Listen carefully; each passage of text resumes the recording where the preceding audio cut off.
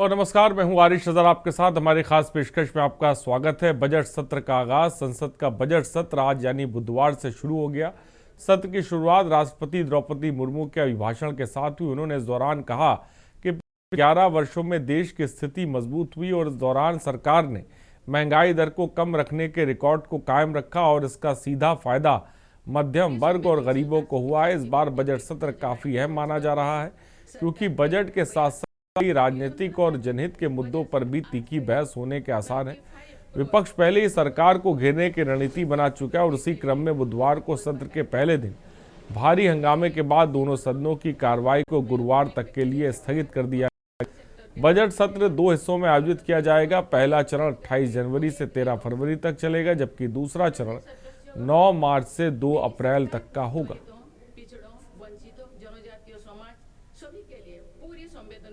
Social security की योजनाएं पहुंच पाती थी। सरकार के प्रयासों में निरंतरता की वजह से आज करीब 95 माननीय सदस्यगण, मेरी सरकार दलितों, पिछड़ों, वंचितों, जनजातियों सभी के लिए पूरी संवेदनशीलता से सोशल सिक्योरिटी की योजनाएं पहुंच पाती थी। सरकार के प्रयासों में निरंतरता की वजह से आज करीब 95 करोड़ भारतीयों को सोशल सिक्योरिटी के लिए बहुत बहुत बधाई देती हूँ। ये ऐतिहासिक कदम भारत में मैन्युफैक्चरिंग सेक्टर और सर्विस सेक्टर के गति देगा।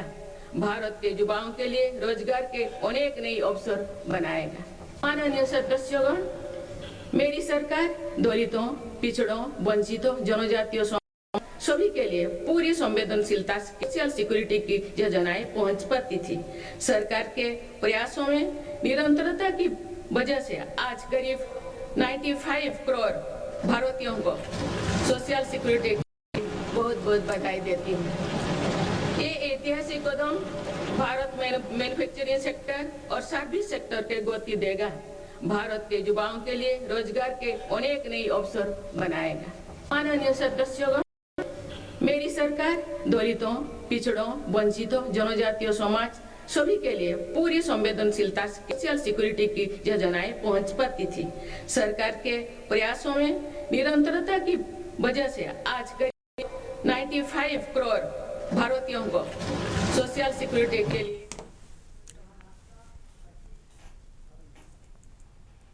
और आगे बढ़ते हैं, विमान हादसा, अजीत अलविदा। महाराष्ट्र के उप मुख्यमंत्री अजीत पवार का आज एक दर्दनाक विमान दुर्घटना में निधन हो गया। यह हादसा 28 जनवरी की सुबह 8:45 पर बारामती एयरपोर्ट पर हुआ, जब उनका चार्टर्ड विमान लैंडिंग के दौरान घटनाग्रस्त हो गया। अजीत पवार को आज बारामती में राजनीतिक कार्यक्रम में शामिल होना था। सुबह 7 बजे विमान ने मुंबई से उड़ान भरी थी। 7:40 पर बारामती में इसका शेड्यूल लैंडिंग थी, लेकिन लैंडिंग के दौरान नियंत्रण बिगड़ने से विमान रनवे पर ही दुर्घटनाग्रस्त हो गया। ये विमान VSR वेंचर्स प्राइवेट लिमिटेड का था और कंपनी के मालिक VK सिंह बताए जाते हैं। प्रारंभिक जांच रिपोर्ट के अनुसार विमान में सवार कोई भी व्यक्ति जीवित नहीं बचा। दुर्घटना के बाद विभिन्न राजनीतिक हलकों में प्रतिक्रिया है।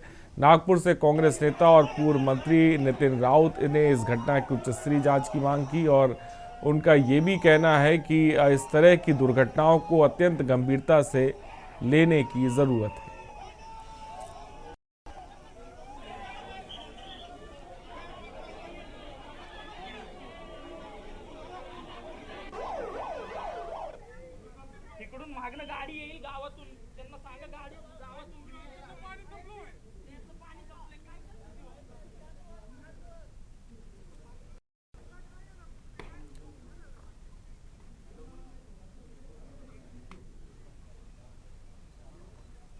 तो प्लेन क्रैश में अजीत पवार का निधन हुआ है और तस्वीरें आप देख सकते हैं। ये हादसे की कुछ पल बाद की तस्वीरें हैं जब ये प्लेन क्रैश होता है और जिसमें 6 लोगों की, आपको बता दें, दर्दनाक मौत हुई है।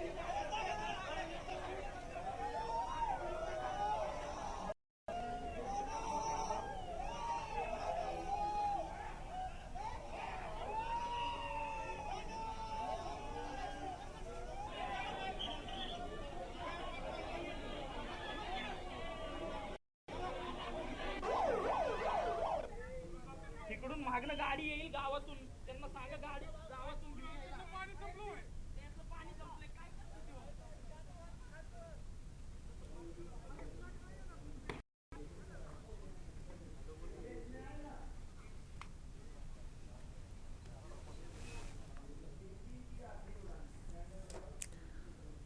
और आगे बढ़ते, पिंकी की आखिरी उड़ान। महाराष्ट्र के उप मुख्यमंत्री अजीत पवार के विमान क्रैश की खबर ने जहां पूरे देश को स्तब्ध कर दिया, वहीं इस हादसे की जांच जौनपुर तक पहुंच गई है। इस दुर्भाग्यपूर्ण विमान हादसे में जौनपुर के केराकत तहसील अंतर्गत भैंसा गांव की रहने वाली पिंकी माली का भी निधन हो गया है। पिंकी इस विमान में क्रू मेंबर के तौर पर तैनात थी और पिंकी माली के पिता शिव कुमार माली मुंबई में रहते हैं और वह शिवसेना के नेता हैं।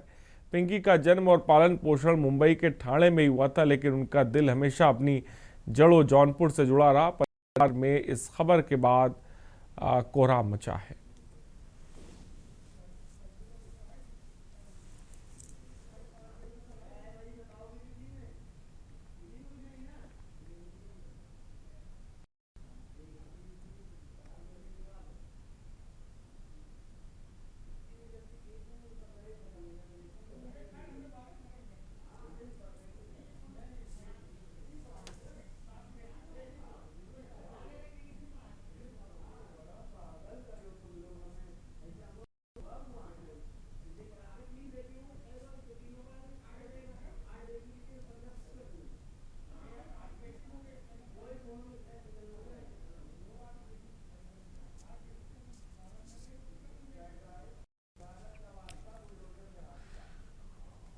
और आगे बढ़ते, कुशीनगर के तमकुई राज थाना क्षेत्र के लबनिया चौराहे पर उस समय अफरा तफरी मच गई जब स्वागत के लिए खड़ा बुलडोजर अचानक ट्रक की टक्कर से पलट गया। हादसे में कई लोग घायल हुए। पार्टी के राष्ट्रीय अध्यक्ष और कैबिनेट मंत्री डॉक्टर संजय निषाद की संवैधानिक पद यात्रा के दौरान यह हादसा हुआ। स्वागत के लिए सड़क किनारे खड़ा बुलडोजर ट्रक की टक्कर से संतुलित होकर कार्यकर्ताओं पर जा गिरा, जिसमें कई कार्यकर्ता, आपको बता दें, घायल हुए हैं, जिन्हें अस्पताल में भर्ती कराया गया है।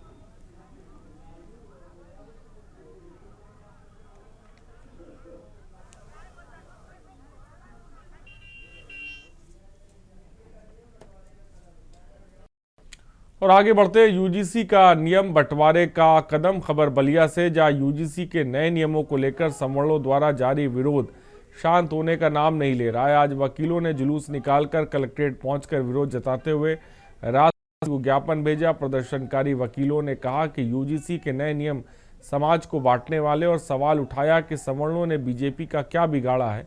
एक बेटे के बड़े और एक अन्य के छोटे होने का मतलब ये नहीं हो सकता कि बड़े बेटे की गर्दन काट दी जाए। उन्होंने आरक्षण, SC/ST एक्ट के बाद अब नए यूजीसी नियम औचित्यहीन करार दिया है।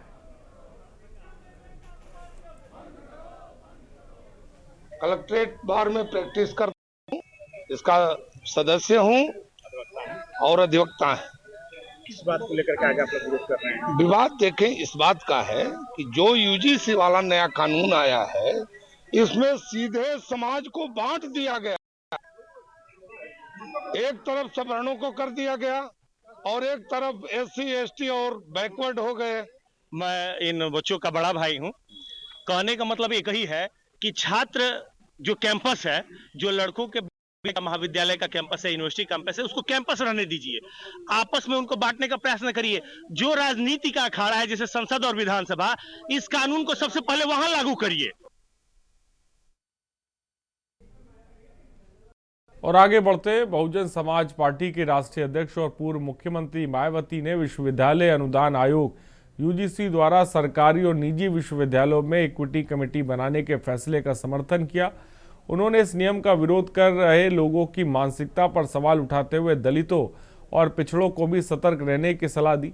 मायावती ने स्पष्ट कहा कि उच्च शिक्षण संस्थानों में जातिवाद भेदभाव खत्म करने के लिए इक्विटी कमेटी बनाना जरूरी है। उन्होंने कहा कि सामान्य वर्ग के केवल जातिवादी मानसिकता के लोग इसे अपने विरुद्ध भेदभाव और षड्यंत्र मानकर जो विरोध कर रहे हैं, वे कतई उचित नहीं है। सामाजिक तनाव से बचने के लिए सलाह बीएसपी सुप्रीमो ने सरकार और संस्थानों को नसीहत देते हुए कहा कि ऐसे संवेदनशील नियमों को लागू करने से पहले सभी पक्षों को विश्वास में लेना चाहिए था।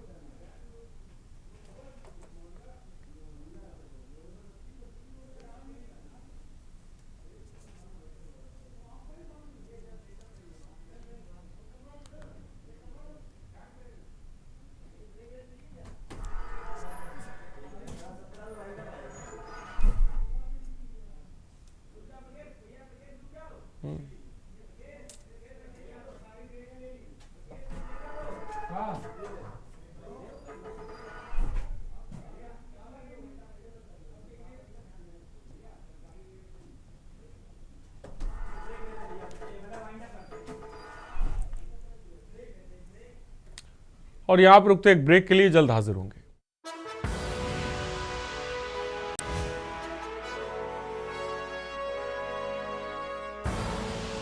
आप देख रहे हैं के न्यूज, खबरों का सारथी।